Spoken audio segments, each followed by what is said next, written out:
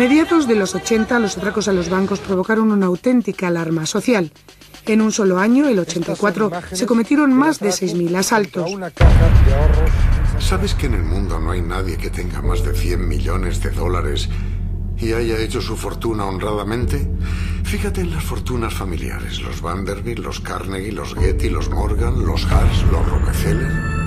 ¿Cómo crees que hicieron fortuna? Se apropiaron de territorios, patentes y negocios, mataron a los nativos, importaron esclavos y vendieron armas al norte y al sur durante la guerra civil y controlaron a los políticos y son héroes, los héroes americanos. La economía es un arma. Gracias a políticos y economistas vivimos en un mundo irracional.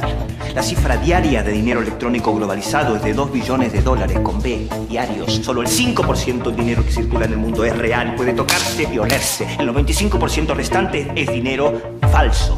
La gente normalmente cree que el dinero es las monedas, los billetes que llevamos en el bolsillo y claro, sabe dónde está. Si tú me dices, ¿dónde está tu dinero? Yo te digo, aquí en la cartera llevo 20 euros. Pero es que ese no es el dinero principal, el que en mayor cantidad circula en las economías, el que en mayor cantidad circula en las economías es el dinero bancario, que ya los moralistas de la Edad Media descubrieron que era dinero caligráfico, es decir, dinero que proviene de anotaciones manuales, de la caligrafía, ¿no? Porque es el resultado de simples anotaciones en los libros.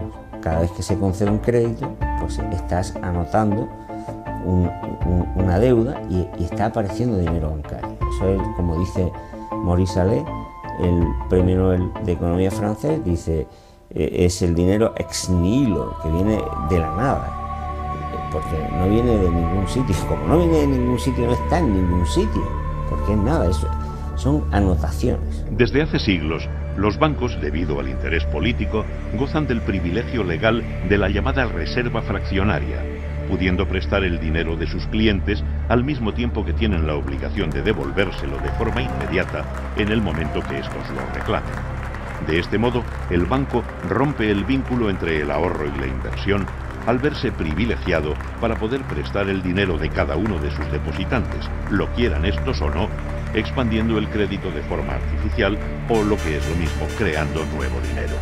Así, cuando una persona deposita 10.000 euros en el banco, este, en vez de guardarlo todo, solo está obligado a guardar legalmente un 2%, pudiendo prestar a otro cliente el resto. Este cliente lo usará para, por ejemplo, comprar un coche. De este modo, el vendedor del coche ingresará este dinero en otro banco, que a su vez solo guardará el 2% y volverá a prestar el 98% restante en un proceso que podría repetirse hasta 50 veces. En nuestro caso, con una base de dinero efectivo de 10.000 euros iniciales, se llegaría a obtener una oferta de 500.000 euros, siendo este dinero de nueva creación la semilla que alimenta la crisis. Déjame que te diga quién eres. Eres el cliente. Eres tú quien decide si ese café es bueno. Eres quien decide lo que vale y lo que no. Lo que está de moda y lo que no se lleva. Tú decides lo que es un éxito, lo que funciona. Decides quién lo hace mejor, quién es más cercano, más transparente. Y ¿sabes qué? Tú jamás te equivocas. Es curioso el hecho de que nos planteamos muy pocas preguntas sobre cosas cotidianas, como por ejemplo, cuando vamos a un banco y pedimos un préstamo de, digamos, 50.000 dólares o 50.000 libras. ¿Qué pasa en realidad? Veamos. Muchas personas viven la vida basándose en unas ideas que se alejan mucho de la realidad. Lo que en realidad pasa es que si pides 50.000 libras, escriben que en tu cuenta hay 50.000 libras. Eso es todo lo que hacen. No acuñan monedas ni imprimen billetes. No recurren a ningún metal precioso. Simplemente escriben en una pantalla de ordenador que tu cuenta tiene 50.000 libras. Desde ese momento, empiezas a pagar intereses sobre una cantidad de dinero que nunca ha existido, que no existe y que no existirá. El thriller es uno de los engaños más antiguos. Contiene la esencia de cualquier timo. Es teatro puro. La compañía consta de un trilero, el gancho, unos andadores, un par de aguadores y un incauto, que no pertenece a la compañía, pero es el protagonista. El de oro y la otra sota, ¿sí? El de oro siempre al medio, no lo perdemos de vista. ¿Con cuánto vamos? Con 5.000, niño. No, espérate. 2.000. 2.000. El dinerito en la mesa, por favor. El negocio de banca no es un negocio libre. yo sé que se suele criticar, es una postura que mantengo y que suele ser muy criticada, es que el problema del sector financiero no es un defecto de regulación, como se suele decir, es un exceso de regulación. No es libre el ejercicio de la banca. Si en 2013 fuimos el mejor valor bancario por revalorización de los 49 que cotizan en el índice europeo Eurostoxx 600, en el año 2014 hemos sido los segundos de Europa y de nuevo los primeros de los bancos españoles que cotizan en el IBEX 35. Por favor, a la ventanilla número 9. Gracias.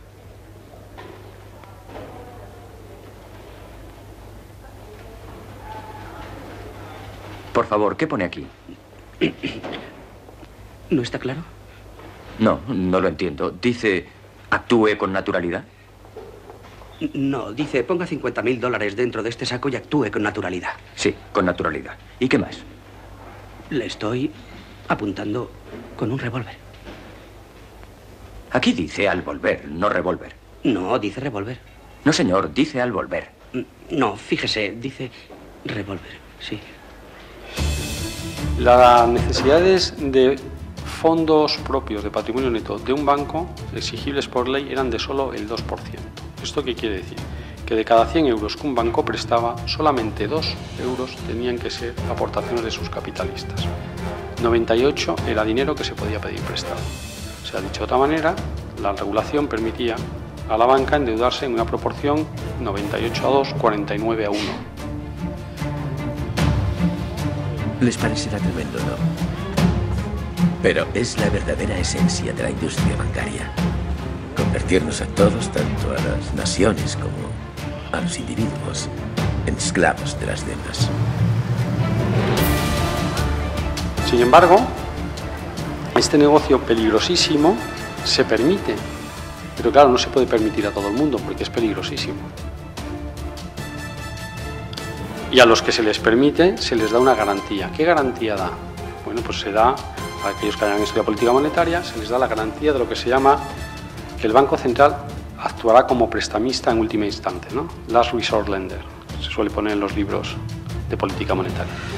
El Banco Central asegura a aquellas entidades a las que ha autorizado el ejercicio de la banca dentro de su territorio, ¿de acuerdo?, que si en un momento dado la demanda de sus depositantes para retirar su dinero es excesiva y por lo tanto se ven con problemas a la hora de liquidar sus activos, lo entendemos todos estos, claro, si en un momento dado una parte importante, no hace falta que sean todos, pero importante de los acreedores de un banco quieren retirar sus depósitos, el banco tiene que empezar a vender. Si tiene que empezar a vender de manera rápida, no vamos a llamar precipitada, pero sí rápida, es posible que tenga que tirar de los precios para abajo de sus activos y por lo tanto no pueda hacer frente a sus obligaciones. El Banco Central actúa como prestamista en última instancia y le repone la liquidez que necesita para que no tenga que vender los activos y no se produzca una caída de precios. Por eso el negocio de banca es un negocio que no se le puede dejar hacer a cualquiera. Con que tienes 2 peniques, ¿eh? ¿Me dejas que los vea? Son para la comida de las palomas. Valiente tontería. ¿Qué vas a conseguir con eso? ¿Que engorden? Pero si a 2 peniques sabes buen empleo dar, ganas más. En el banco siempre aumenta el capital. Es normal. Hay una mala comprensión de lo que son los bancos comerciales y de dónde viene la moneda. La mayor parte de la gente piensa que la moneda es creada por un banco central. El banco central tiene el monopolio de la creación de billetes y de acuñación y de monedas, digamos, y que, bueno, esas monedas entran en circulación a través de algunos canales, ¿no?, y llegan a nuestras manos, y que hay gente que ahorra algo de la plata que recibe de sus ingresos y cuando sus ahorros va y los deposita en un banco comercial. Esa es la visión que se tiene de cómo funciona una economía monetaria. Estos bancos comerciales a su vez toman los depósitos de los ahorradores y los prestan a gente que quiere invertir en una empresa productiva o que quiere comprar algún objeto de consumo cualquier cosa. Entonces los bancos son intermediarios entre estos personajes que ahorran y los agentes que quieren tomar dinero prestado. Ok, bueno, esta visión es completamente falsa, porque para comenzar, el Banco Central sí tiene el monopolio de la emisión de billetes y de monedas, digamos. Pero esta masa monetaria, estos billetes y monedas que emite el Banco Central en cualquier economía capitalista del mundo, desde Japón hasta Europa o Estados Unidos o Brasil, esa masa de moneda primaria, digamos la moneda de base que se imprime y acuña en un país, representa algo así como el 5 o 7% máximo del total de la oferta monetaria en una economía. O sea, la pregunta que se impone inmediatamente es, ¿de dónde viene ese otro 95% de la oferta monetaria? Y la respuesta a eso es inmediata. Viene de la creación monetaria que hacen los bancos comerciales.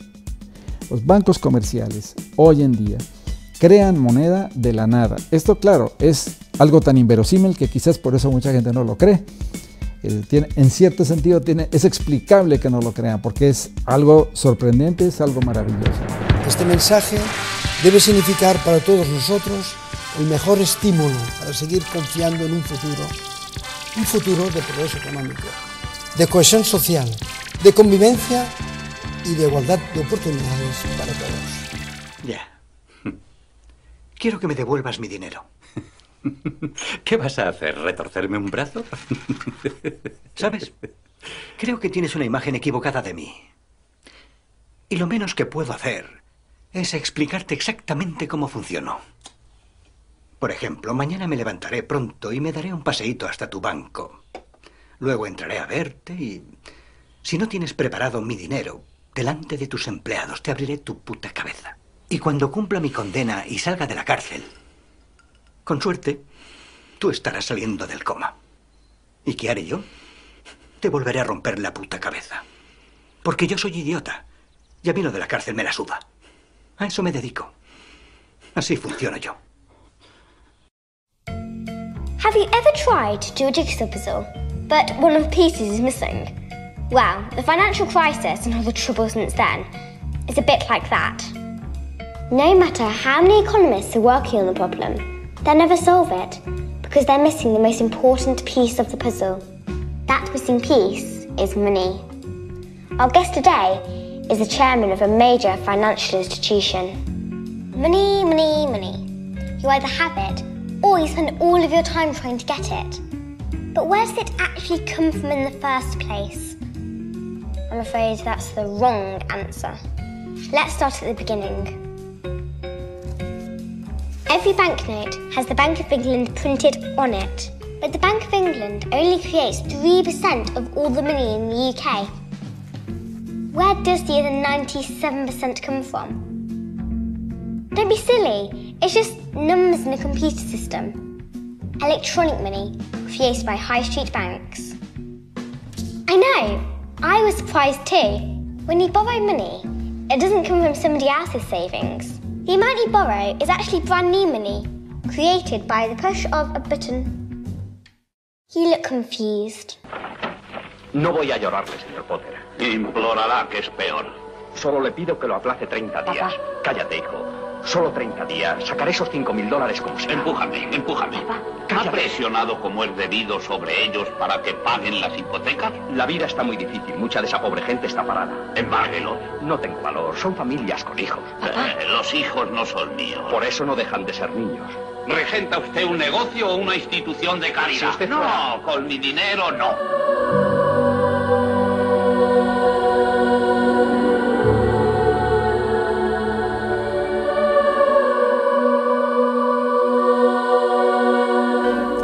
Buenas tardes. El asalto al Banco Central de Barcelona continúa siendo el suceso que mantiene en tensión al país ante las nuevas amenazas de muerte para los rehenes que han hecho los asaltantes. Como se sabe, unidades del Grupo Especial de Operaciones GEO de la Policía Nacional se encontraban en lugares estratégicos en torno al edificio. ¡No se mueva nadie!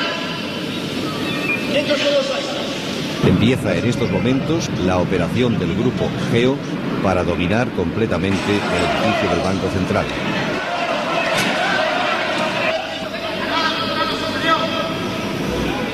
Antes de las últimas reformas que han emprendido los dos últimos gobiernos, el que nos gobierna y el que le antecedió, las exigencias de recursos propios para hipotecas eran del 2,8%.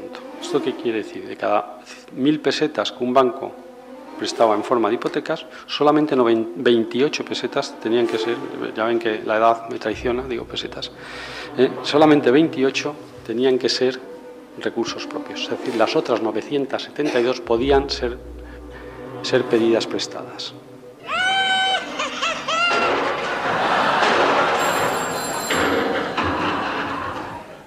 Hello? Ah, Mr. Victim, yes, I'm glad to say that I've got the go-ahead to lend you the money you require, yes? We will, of course, want as security the deeds of your house, of your aunt's house, of your second cousin's house, of your wife's parents' house, and of your granny's bungalow. And we will, in addition, need a controlling interest in your new company, unrestricted access to your private bank account, the deposit in our vaults of your 3 children as hostages, and a full legal indemnity against any acts of embezzlement carried out against you by any members of our staff during the normal course of their duties.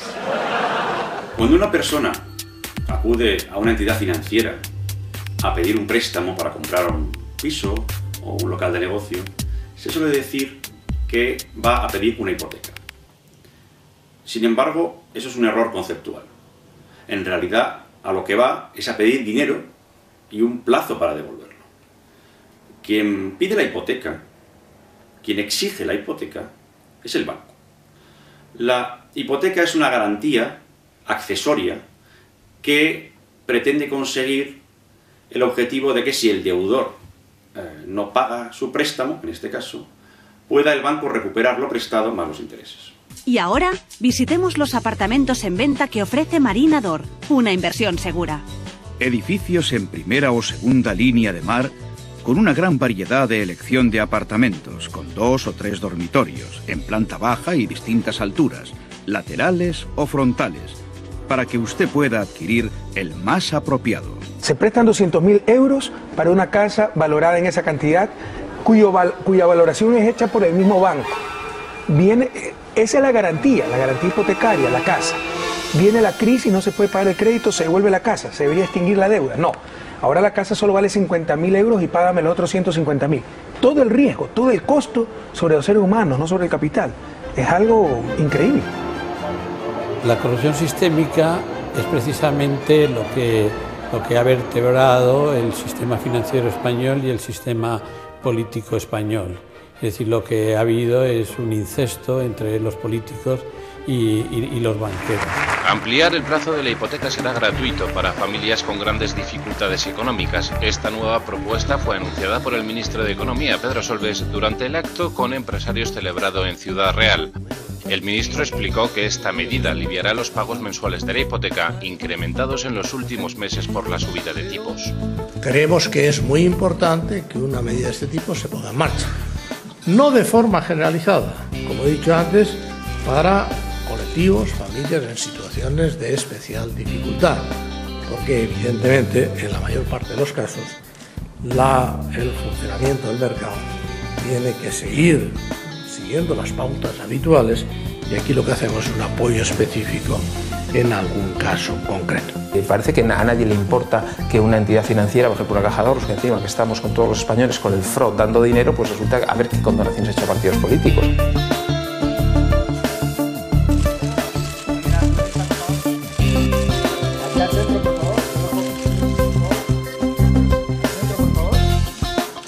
Puede haber toda la crispación del mundo, puede haber toda la lucha electoralista del mundo, pero cuando se habla de la banca, los grandes partidos están completamente de acuerdo. Hay que protegerla, aunque sea generando situaciones de abuso al consumidor. Es más, una parte importante de los políticos son reciclados después como directivos de bancos y evidentemente, aunque no lo sean, son los que están financiando los partidos políticos, son los que en un momento determinado van a poder imponer órdenes en decisiones económicas. Sí, buenas tardes, portavoz. Quisiera saber si en el Consejo de Ministros se ha debatido finalmente conceder o no el indulto a Alfredo Sáez y si se ha resuelto en sentido positivo, cuáles son los motivos y si cuenta con el beneplácito del Partido Popular. Fíjate, Michael, serás propietario. Trenes en África. Exacto. saltos en Brasil. Los barcos, háblele de los barcos. Muchos transatlánticos. Más cosas, más cosas. Canales donde se cobra por pasar. Avive su imaginación. Planteles inmensos de tesoro. Prueba a ingresar e invertir solo 2 peniques en el nombre entero en el banco. Don Gran de ahorro, crédito y seguridad. Casi que nos han obligado a comprar, a tener una vivienda, una propiedad, porque parece que si no tienes una propiedad no tienes nada, no vales nada. Todo eran facilidades, no te preocupes, esto si sube un poco más el banco te ayuda. Pero es que incluso te ofrecía el banco, si queréis podéis pedir hasta más dinero para compraros los muebles, para esto, para hasta vamos, te ofrecen de todo. En BBVA todos los días trabajamos para realizar las aspiraciones que hay detrás de esos nombres. Todas y cada una de ellas son importantes, porque donde otros ven solo un nombre, nosotros te vemos a ti. BBVA, bienvenidos a la banca del conocimiento.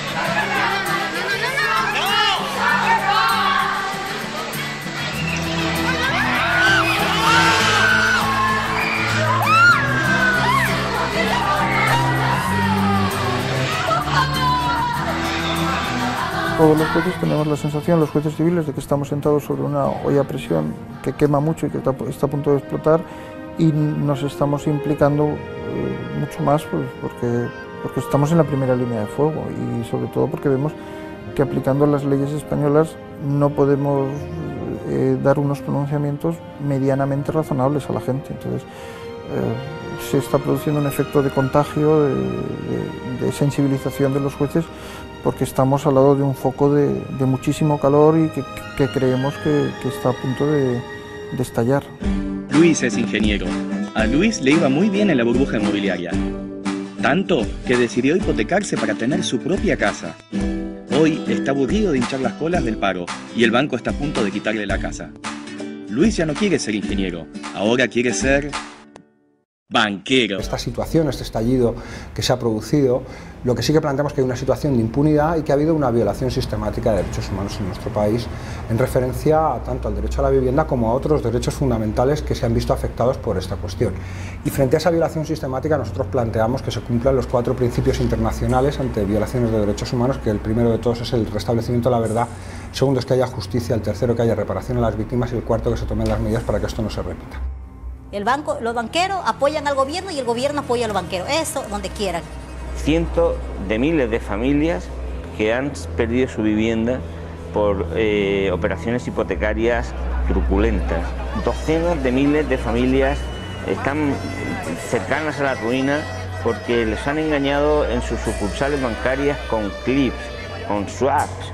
Multitud, miles de personas que han perdido dinero porque creían que dejaban su dinerito, su ahorro en la sucursal de la caja o del banco para que allí estuviera tranquilo y que la banca o las cajas lo utilizaban para hacer inversiones arriesgadas. Cualquier persona, cualquier empresa que hubiera engañado la 10ª parte de lo que han hecho los bancos estarían de por vida en la cárcel. Vivir tu sueño con hipoteca ligera. Desde Euribor más 0,45.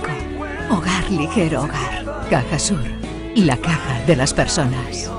Llévate un edredón por preguntar. Es un engaño que se va a hacer por medio de la sucesión de actos aparentemente legales destinados a quebrar la voluntad del deudor para conseguir que firme un acto de disposición, un contrato que supone además, o varios contratos, que suponen actos de disposición que en caso de conocer los riesgos que se corren no hubieran sido firmados, ¿no?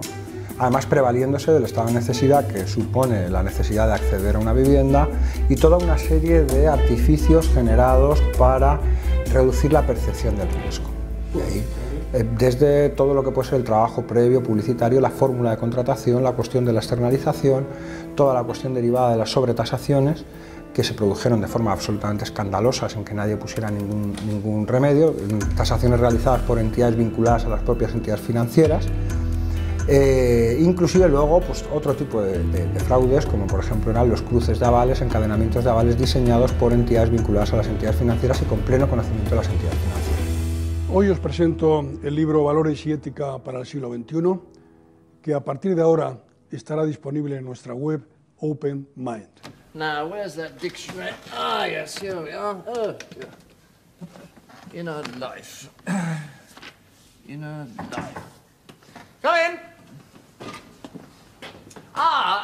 Mr. Ford, isn't it? That's right, yes. How do you do? I'm a merchant banker. Oh, how do you do, Mr. I forget my name for the moment, but I am a merchant banker. Los bancos pueden dar créditos hasta un tope de su capital. Y cuando ya han alcanzado ese tope, pues en principio tendrían que dejar de dar créditos, pero su negocio es dar créditos. ¿Y qué hacen? Entonces, en Estados Unidos, cuando eso ocurre, los bancos empiezan a aplicar una fórmula que es la que llamamos la titulización, que consiste en que el contrato de crédito, por ejemplo, que han suscrito con un cliente, con una familia, una persona que ha pedido un crédito, en lugar de guardarlo en su cajón, que ahí lógicamente no le daría ningún rendimiento, nada más que la cuota mensual que pague esa familia por el crédito, en lugar de mantenerlo en el cajón, lo que hace ese banco es que crea un fondo de inversión. A veces el fondo de inversión incluso era del propio banco. Ese fondo de inversión en los mercados internacionales suscribe y recibe préstamos, dinero líquido. Y entonces el banco le vende a su fondo de inversión el contrato. Cambia un papel que no le da nada por dinero. Y cuando recibe el dinero ya puede seguir dando préstamos. Y así con todos los préstamos que hace. De tal manera que el papel se convierte en más liquidez, en más liquidez, en más liquidez. El fondo de inversión, a su vez, ese papel que tiene no lo guarda en su cajón, sino que le pone otro nombre o lo envuelve en otros paquetes y lo vende a su vez en los mercados internacionales. Pues he sido atracado 8 veces durante los últimos 3 años. Y en esta oficina hemos sido atracados 11 veces. Esta es la madre del cordero. Detrás de aquellos miles de atracos casi siempre estaba la droga. Mejor dicho, la heroinomanía. Nos encontramos con Eduardo Martín, gerente de la sucursal de Alcobendas La Caixa. Un placer enorme haber compartido un encuentro futbolístico en el cual hemos estrechado amistad y, por supuesto, deportividad. Ya recibimos palabras de Eduardo Martín, gerente de la sucursal de La Caixa Alcobendas. Los desahucios no tienen razón de ser cuando se trata de una crisis sistémica. Además de, al no constituir dación de pago, en principio una garantía debe extinguir la deuda. Aquí, si se evaluó la casa en 200.000 euros, y en nuestros países también, ya se reformó la ley en Ecuador, pero teníamos la misma ley. Casa valorada por el propio banco, cuando no se podía pagar la deuda, el banco retira la casa, pero ahora resulta que se valora en 50.000 euros. Las familias quedan sin casa y con deuda, probablemente para toda la vida. Eso no tiene ningún sentido. No es lógica económica, ningún principio técnico, ninguna ley natural, solamente refleja la supremacía absoluta del capital y básicamente del capital financiero sobre los seres humanos. Por el contrario, rompe principios éticos, porque un principio ético nos dice que el riesgo debe recaer sobre el capital.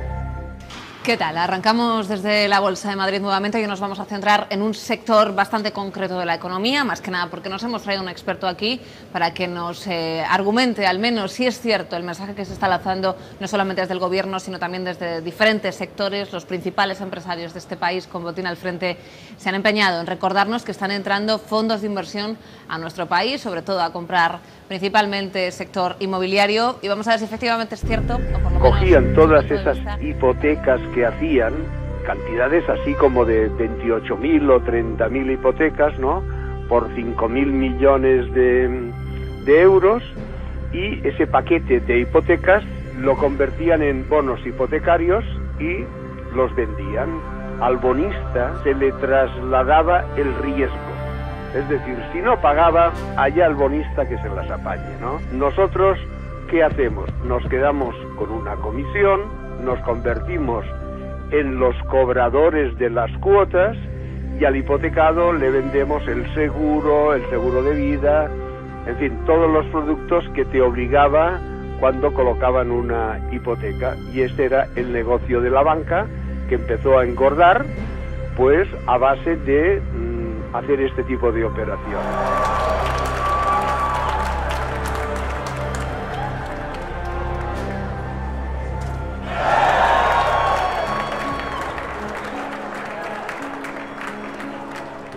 Cuando un banco se queda con el bien, con la garantía, es suya, porque el bonista, si se le ha transmitido el riesgo, la ley española dice de que si se transmite un crédito, tiene que ir también con sus garantías, adosado, no se puede separar, ¿no? No solamente tiene detrás a un deudor, sino que tiene a un deudor con una garantía, y la garantía tiene que ir junta.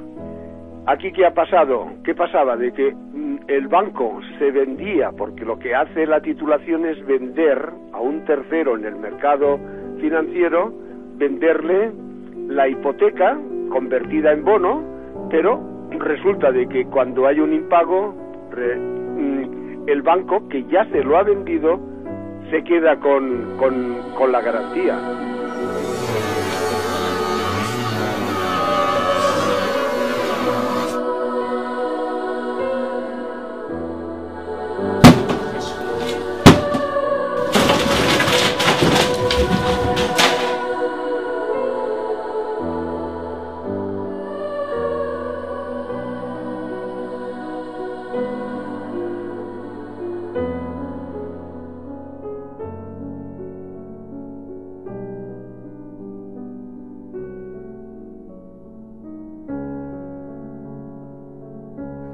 Bien, pues como decía, en las cédulas hipotecarias, en vez de esperar a los 20 años, 30 o 40 que se acabe el crédito para recuperar el dinero, puede, digamos, vender ese crédito a un tercero y recuperar los 100.000 euros de forma inmediata. De tal manera que con ese dinero recuperado, esos 100.000 euros que ha dejado, los puede volver a dejar para poder comprar un inmueble. Con lo cual, ya ha duplicado el dinero que tenía inicialmente. Esos 100.000 euros puede emitir una nueva cédula hipotecaria, volver a venderla y conseguir inmediatamente otros nuevos 100.000 euros. Bien, este sistema de generar dinero y dinero tiene una serie de limitaciones que son los límites de riesgo máximo permitidos por la legislación española y que vienen regulados en el artículo 5 de la ley hipotecaria. ¡Ay, que no le quiten tu casa, Dios mío! ¡Tiene lo que quiere su casa! ¡Es lo que suplicamos, ¡ay, Dios mío!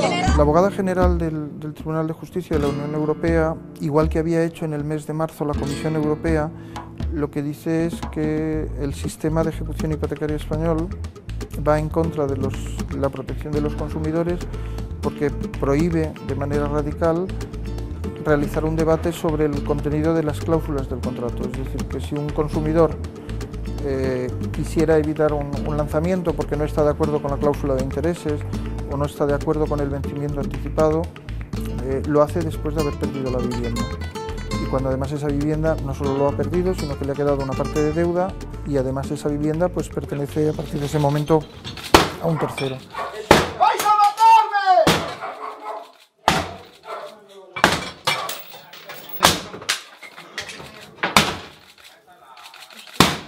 Cuidado, Buenos días. Buenos días.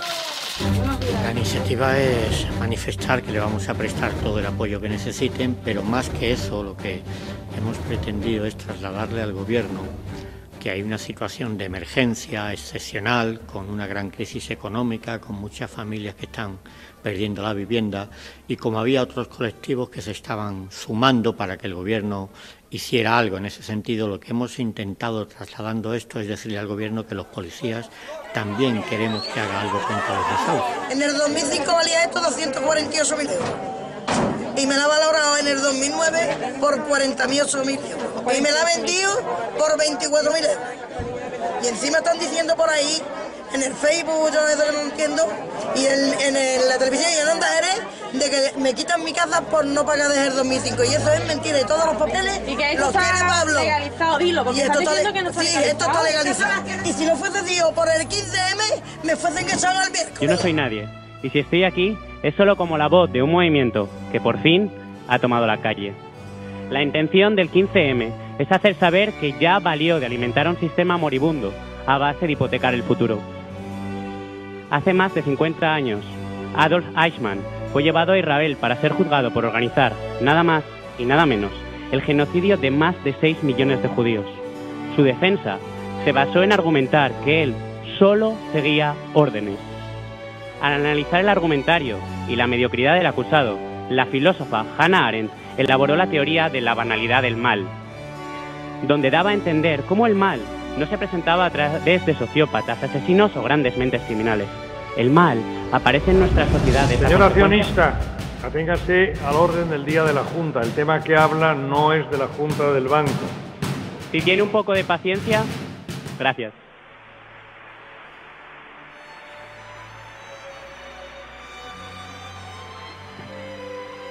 Aparece en nuestras sociedades a consecuencia de la ambición, de asumir el sistema sin planteárselo, de buscar en exclusiva el beneficio particular. Aquel ser humano como todos los aquí reunidos, era una persona normal, que ni supo ni quiso calcular cuáles eran las consecuencias de sus actos. Se han dedicado a tapar las quiebras, las insolvencias, los crímenes financieros de la banca privada, para salvar la cara a los banqueros.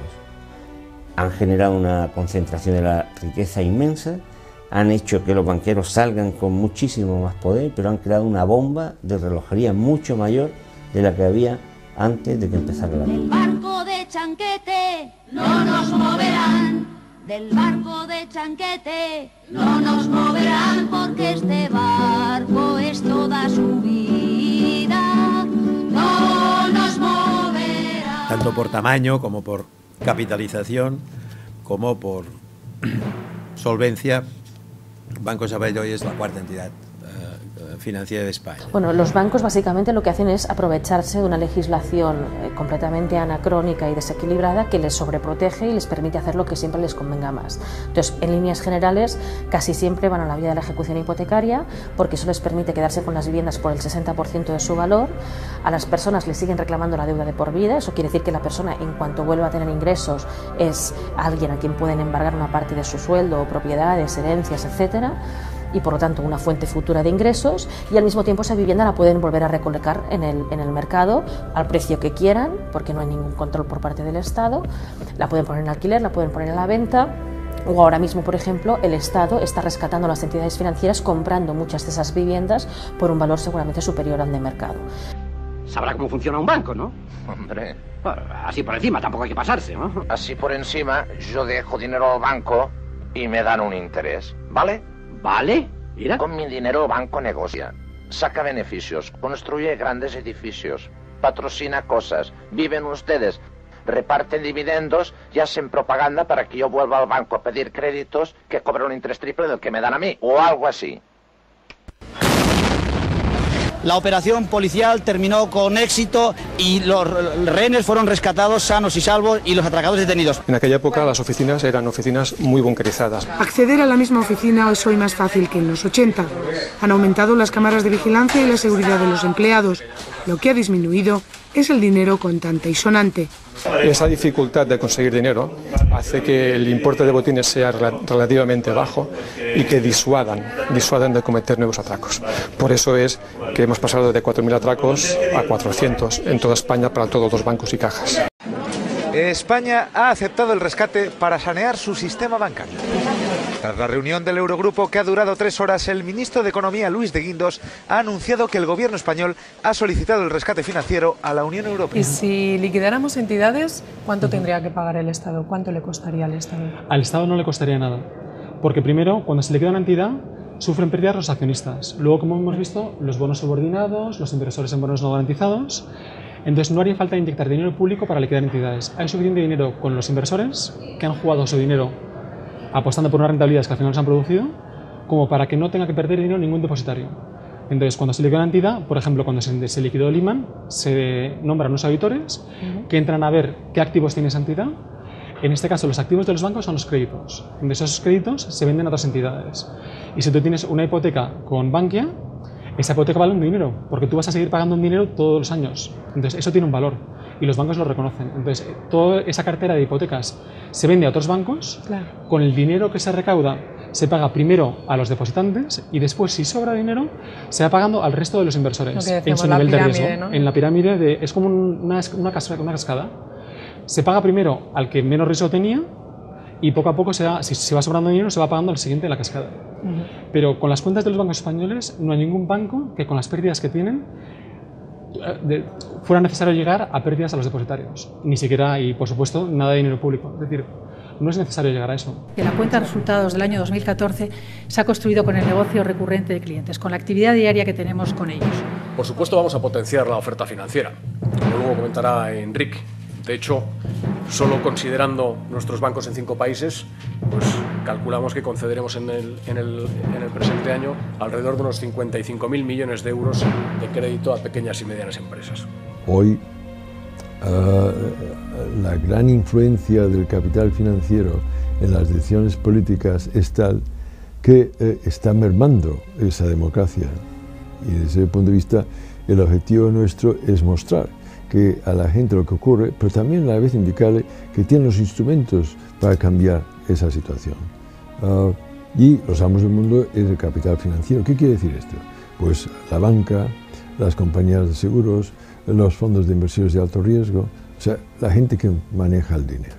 La banca, lo que a nivel corriente se diría la banca. Y que está muy concentrada, o sea que en ese aspecto, lo digo porque a veces se dice, los mercados financieros, y claro, es una categoría excesivamente abstracta, que entonces uno, ¿y cómo se come eso? ¿Cómo uno se puede oponer a los mercados financieros? Y no son los mercados financieros, son instituciones con personas que las dirigen con nombre propio y que se puede decir, esta es la persona o personas que nos están amargando la vida. La prosperidad futura de esta nación se basa principalmente en el comercio, y este depende de la disposición de las otras naciones a prestarnos capital. ¿Y cómo se propone establecer el crédito internacional? El primer paso debe ser contraer una deuda nacional. Cuanta más deuda, más crédito. Y con este propósito, le he recomendado al presidente que el Congreso haga suyas todas las deudas contraídas por cada uno de los estados durante la guerra a través de un banco nacional. La idea es que si los estados tienen dinero del Congreso, las otras naciones estarán dispuestas a prestárnoslo. Si los estados están en deuda con una autoridad central, el poder del gobierno será mayor. Exactamente. Cuanta más responsabilidad, mayor será su autoridad. La deuda pública es una entidad creada resultado de una distribución de poder. Cuando el Banco Central Europeo, que no es un banco central, es un lobby de la banca, presta dinero a la banca privada a unos intereses del 1%, y con estos intereses del 1% la banca compra deuda pública a unos intereses de 6 o 7%, en el caso español e Italia, es el negocio del año. Y claro, para la banca le va muy bien que la prima de riesgo está a este nivel, porque recibe intereses más altos. Pero oiga, si en lugar de ese sistema de gobierno del euro que existe, que se ha diseñado precisamente para beneficiar a la banca a costa de los estados, si tuviéramos un Banco Central Europeo, que fuera un Banco Central, y que por lo tanto imprimiera dinero, pero se lo prestaría al Estado, a unos intereses del 1%, ¿usted sabe cuál sería la deuda pública de España? En lugar del 90% sería 14%. Funciona así, ¿qué le voy a hacer? Si les gusta te dan su dinero, si no, no. No te gusta, te jodes, es lo que hay. No, te jodes no, se joden ellos. A mí no me juzga nadie, ni por 1 millón ni por 12. No me gusta su dinero, no lo quiero. Perdona, pero era yo la que estaba pidiendo un crédito. Déjame decidir a mí si me gusta o no me gusta su dinero. Ah, claro, es que yo no soy el sujeto activo. Total, ¿yo quién soy? Nadie, un gilipollas que no vale para nada. Si acaso para que se rían de él en su puta cara. Sentimos no poder ayudarle, señor Pavlovich. La empresa para la que trabaja no garantiza que pueda devolver el crédito. Vive de alquiler y tampoco posee usted inmuebles. De acuerdo con este gráfico, ni siquiera el banco le puede conceder un préstamo personal de cliente por 5.000 euros. ¿Le parece gracioso? Lo siento, pero si alguien ve que no sonrío mientras hablo con un cliente, podrían despedirme. Este es un banco extranjero. Estas son las normas. Un asco, tío.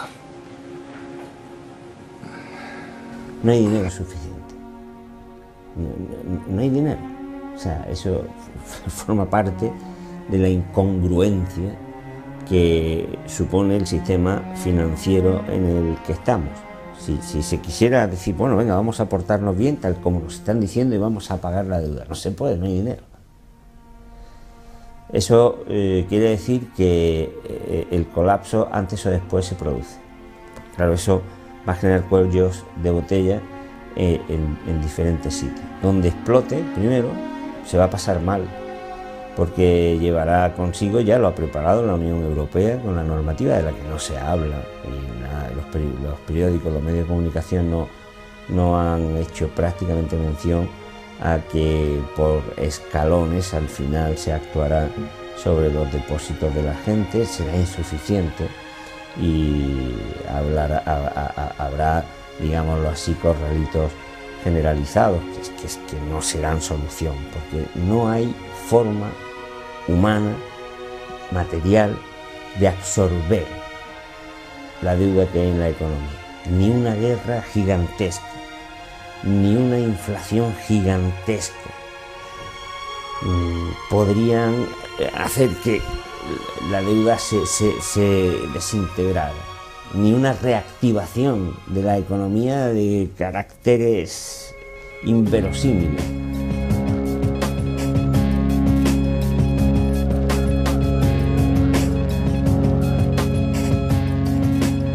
Das sind solche Geldsummen unterwegs, mit denen man wirklich inzwischen auch Länder angreifen kann. Ya no tienen que pagar más, compañeros. Ya no tienen que pagar más, hermano. Nada más. No tengan miedo, las familias, de que sus casas vayan a ser sacadas y extraídas. Sus cosas, sus pequeñas cosas.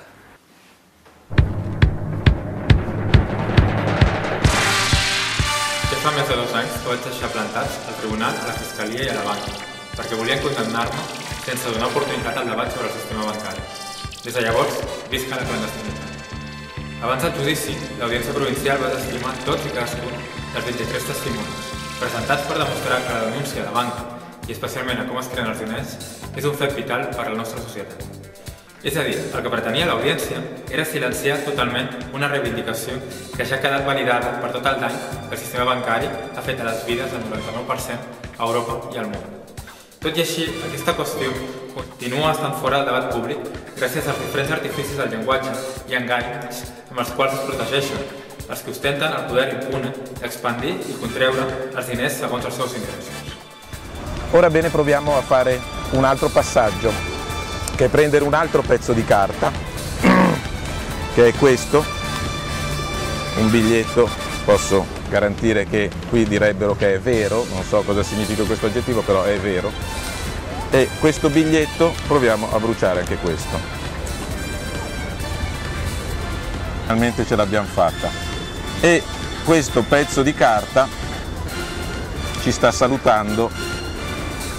Bene, è un pezzo di carta che abbiamo in meno anche qui su questo pianeta, abbiamo forse un pochino più di anidride carbonica, però sostanzialmente l'economia reale di questo pianeta è rimasta identica, ovvero c'è lo stesso numero di magliette, di quaderni, di penne, di biro, di cappelli, di occhiali, di borse, di zaini, di case, è assolutamente identica. O sea, si yo tuviera la máquina de hacer billetes sería feliz. Los bancos la tienen. Es decir, los bancos tienen legalmente capacidad de crear dinero, y esto es legal, ¿eh? Es decir, si yo soy banquero, tú traes aquí 100 euros, pues esos 100 euros yo no se los presto a otro, sino que yo me quedo con 10 euros y presto 90, pero me quedo solo. Es decir, si mañana todos los que habéis puesto dinero en mi banco venís a retirarlo, yo no tengo ese dinero. Es decir, el banco sobre un 10% de reservas crea 90% de créditos a la gente, crea dinero. Y, repito, esto es legal y lo hacen todos los bancos del mundo. Ahora hay un 90% menos de atracos, y eso que el número de sucursales casi se ha doblado. También ha cambiado el perfil del atracador. Entonces la mayoría eran heroinómanos con pasamontañas. Hoy son profesionales vinculados a las mafias internacionales.